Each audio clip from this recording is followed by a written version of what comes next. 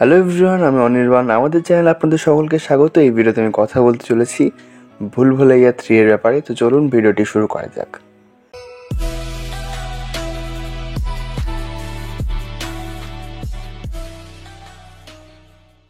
তো ভুল ভুলাইয়া 3 আজকে নেটফ্লিক্সে রিলিজ হয়েছে এবং আমি সিনেমাটা দেখলাম।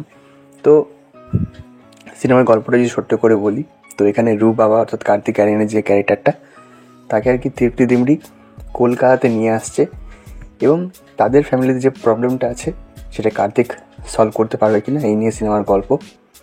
তো আমি যদি এক লাইনে সিনেমাটা বলি, তো আমার এই সিনেমাটা বেশ মজাদার লেগেছে।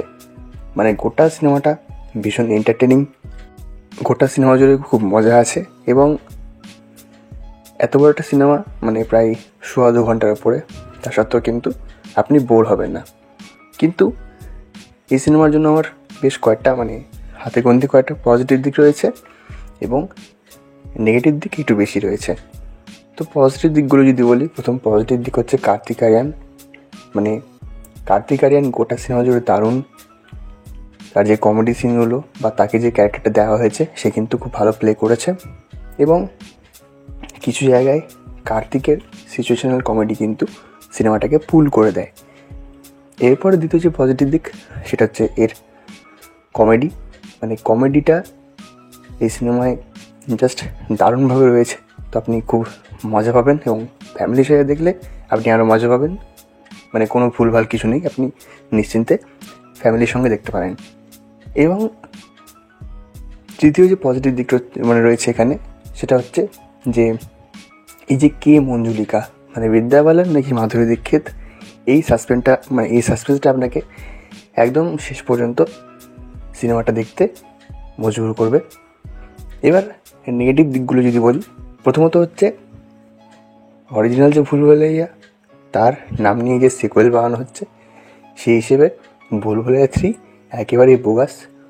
অরিজিনালে তো ধারে কাছেই নেই। এবং এখানে বিদ্যা বালানকে নেওয়া হয়েছিল যাতে লোকেরা ওই নস্টালজিয়াটা ফিল করতে পারে। আরে বাপরে, বিদ্যা বালান নিশ্চয়ই বড় কিছু হবে। কিন্তু সত্যি বলতে বিদ্যা বালানকে দেখে সেই নস্টালজিয়া বিশেষ কোনো ফিল হয় না। একটা দুটো জায়গাতে হয়তো ভালো কাজ তিনি করে দিয়েছেন, সেটা ফ্যান ক্যাটারিং। এবং মাধুরীর ক্যারেক্টারটা ঠিক জমে না, হয়তো প্রয়োজন ছিল না এরকম বলা যায়। এবং তৃপ্তি দিমরি যতটা পেরেছেন মোটামুটি কাজ করে দিয়েছেন। আর রাজপাল যাদব বা সঞ্জয় মিশ্রের মতো কমেডিয়ানদের এই ছবিতে কমেডির পোর্শন দেওয়াই হয়নি। কিছু জায়গায় আছে, তাও সেটা জোর করে। এবং গানগুলো একটা জমে না, কিন্তু একমাত্র সোনু নিগমের কণ্ঠে যে মেরে ঢোলনা গানটা আছে, সেটা যে সিচুয়েশনে বাজে সেটার জন্য ভালো কাজ করে। এবং আরেকটা দিক যেটা আমি বলতে ভুলে গেছিলাম, সেটা হচ্ছে, এটা পজিটিভ দিক, সেটা হচ্ছে রেড চিলিসের ভিএফএক্স। মানে আপনারা যারা সিনেমা নিয়ে মোটামুটি একটা চর্চায় থাকেন, তারা আর কি বুঝতে পারবেন যে হ্যাঁ, রেড চিলিস এখানেও দারুণ ভিএফএক্স করেছে। সে রাবণ থেকে তো করেই আসছে এবং এখানেও তার যে ভিএফএক্সের কাজটা রয়েছে, বিশেষত ক্লাইম্যাক্সে ভিএফএক্সটা আরও সুন্দর, আপনারা দেখবেন। তো এই ছিল আমার রিভিউ।